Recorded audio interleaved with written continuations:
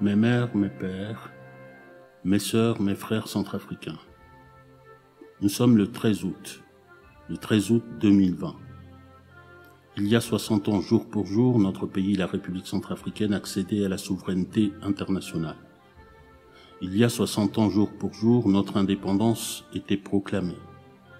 Aujourd'hui, 60 ans après, on nous appelle à la fête de l'indépendance. Le chef de l'État nous y invite, nos familles et nos amis aussi nous envoient des vœux de bonne fête. Mais que fêter? Et surtout, y a-t-il lieu de fêter? Mes chers compatriotes, ces questions ne sont pas des questions polémiques. Je nous invite, chacun d'entre nous, à nous les poser et à y répondre, franchement, sincèrement. Répondre non pas par goût du paraître, répondre non pas à quelqu'un d'autre, mais à nous-mêmes, chacun en son âme et conscience. Ma réponse à moi, en conscience, la voici. Il n'y a aucune, je dis bien aucune raison de faire la fête. Parce qu'aucune des promesses contenues dans le mot indépendance ne s'est réalisée pour notre pays en 60 ans. Pire encore, les mots desquels nous étions censés nous extraire par l'indépendance sont toujours là, et ils sont là plus que jamais. L'indépendance nous avait promis un État centrafricain maître sur ses 623 000 km² de territoire. Notre réalité d'aujourd'hui est que notre État est administré, qu'il est gouverné sur 85% de son étendue par des chefs de guerre, pour la plupart mercenaires étrangers qui ont pour nom Darassa, Sidiki, Al-Khatim. Notre réalité est que la réalité du pouvoir est entre leurs mains puisqu'ils ont droit de vie et de mort sur nous, puisqu'ils défient chaque jour et avec succès les autorités que nous nous sommes données. Notre réalité, enfin, c'est que, après avoir abdiqué face à l'occupation par des hordes de rebelles et de mercenaires, nos autorités ont accepté de se soumettre et de nous soumettre aux puissances étrangères de tous ordres, en nous servant les mots trompeurs de géopolitique, de diplomatie offensive, de partenariat gagnant-gagnant. L'indépendance du pays, c'était aussi une promesse de liberté pour notre peuple. Un peuple libre et des citoyens libres sur leur terre. Libres d'aller et venir, libres de s'exprimer, libres de choisir leurs activités, bref, libres de décider pour eux-mêmes dans le cadre de la loi, sans rien craindre de quiconque.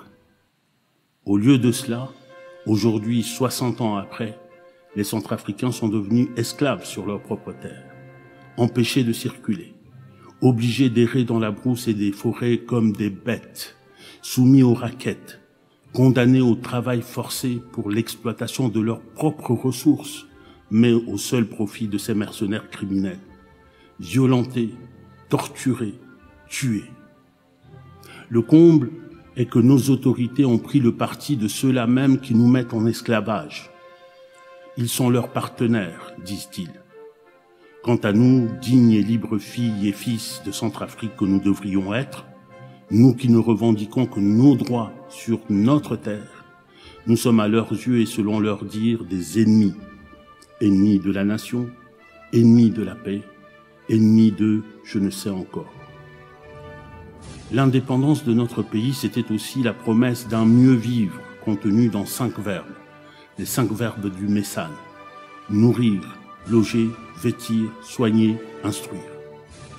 Aujourd'hui, 60 ans après, posons-nous la question sincèrement.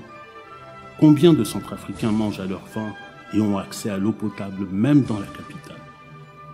Combien de Centrafricains vivent dans un logement décent ou dans un logement tout court? Combien des nôtres doivent encore s'habiller de haillons, 1 ou 2 seuls bouts de tissu usés, déchirés, rapiécés? Combien de Centrafricains ont aujourd'hui accès aux soins et combien meurent faute d'hôpitaux, de dispensaires, de centres de soins ou simplement de médicaments?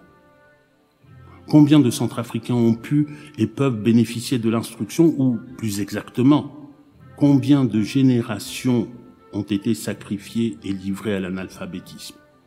Non, je dis non, décidément non, il n'y a rien à fêter. Quand on en est arrivé là, après tant d'années et tant de régimes, à faire regretter aux plus anciens d'entre nous les temps d'avant, ceux de la dictature et pire encore ceux de la colonisation, quand on en est arrivé là, il n'y a vraiment rien à fêter, sauf l'échec. Mais s'il n'y a rien à fêter, ma conviction demeure tout de même qu'il y a quelque chose à commémorer. Commémorer notre indépendance, c'est d'abord cultiver, c'est d'abord entretenir la mémoire. Mémoire de ceux qui ont lutté pour cette indépendance, parfois au prix de leur sang, comme feu notre président Barthélemy Boganda. Mais aussi mémoire des promesses que contient le mot indépendance. Commémorer notre indépendance, c'est ensuite s'engager pour la réalisation de l'autodétermination, de l'indépendance véritable. C'est agir comme nous le commande notre hymne national et agir immédiatement et résolument pour reprendre notre droit au respect et à la vie, pour briser la tyrannie, pour briser la misère, pour nous reconquérir nous-mêmes. Et à faire cela, comme proclame à nouveau notre hymne national, c'est de nos ancêtres que la voix nous appelle. Bonne commémoration de l'indépendance à toutes et à tous les Centrafricains. Jean-François Akanji Kombo.